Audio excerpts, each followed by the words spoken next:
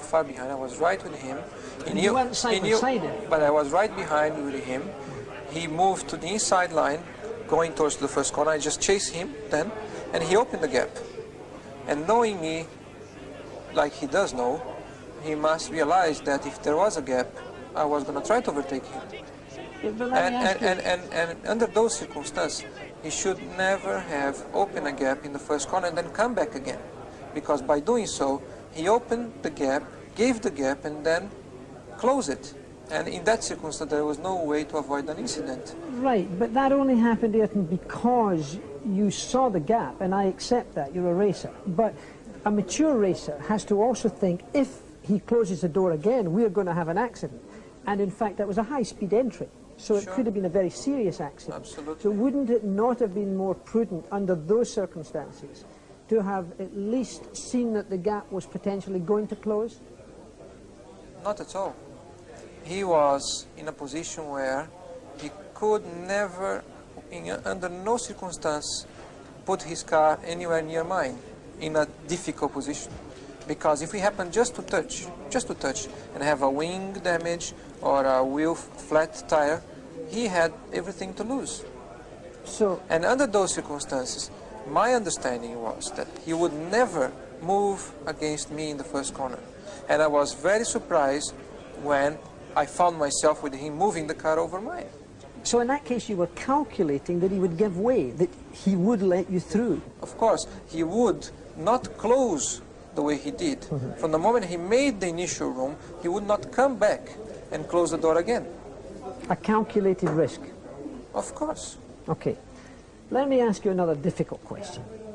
If I were to count back all the world champions, and after all this is the 500th Grand Prix, that if you totaled up all of those great champions, the number of times they had made contact with other drivers, that you in the last 36 months or 48 months have been in contact with more other cars and drivers than they might have done in total.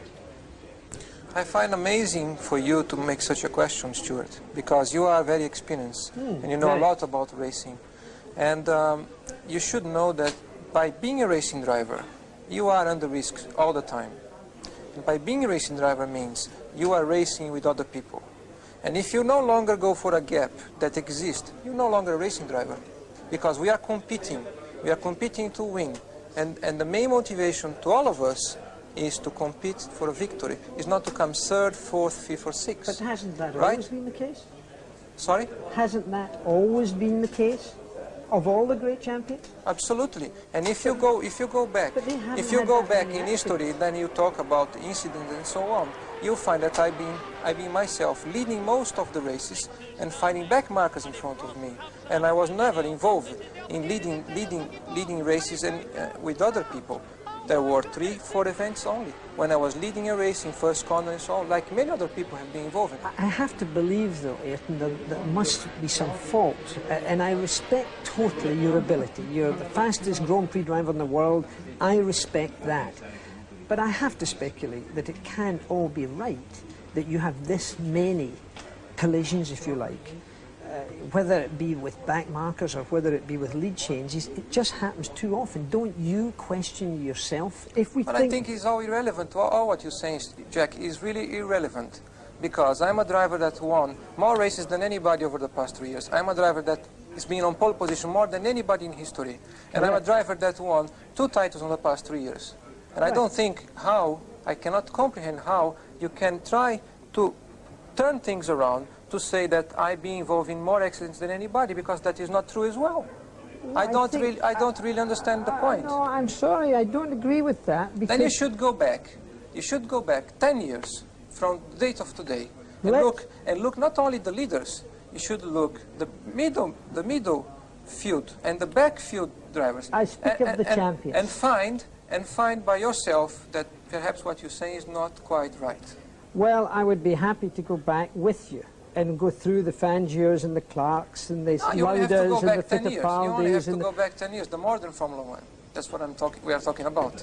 So you feel totally comfortable that the technique of driving that you use has not in any way developed into a situation where the gap opens up and it's taken spontaneously. Because you do go for gaps, and we all have When done there it is in a our career. gap, when there is a gap, it's designed for being in a competition at a very high level, with cars going so close as they go today, with the same horsepower, with the same level of grip, with the same load aerodynamic.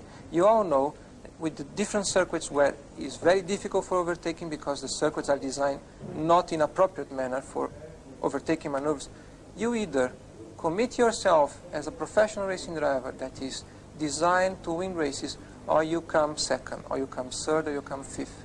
And I'm not designed to come third, fourth, or fifth. I race to win, as long as I feel it's possible. Sometimes you get it wrong, sure. It's impossible to get it right all the time. But I race designed to win, and as long as I feel I'm doing it right. Some people agree, some don't. In the end, I'm the one who is doing. I'm the one who is driving. And I can only do what speaks from my mind.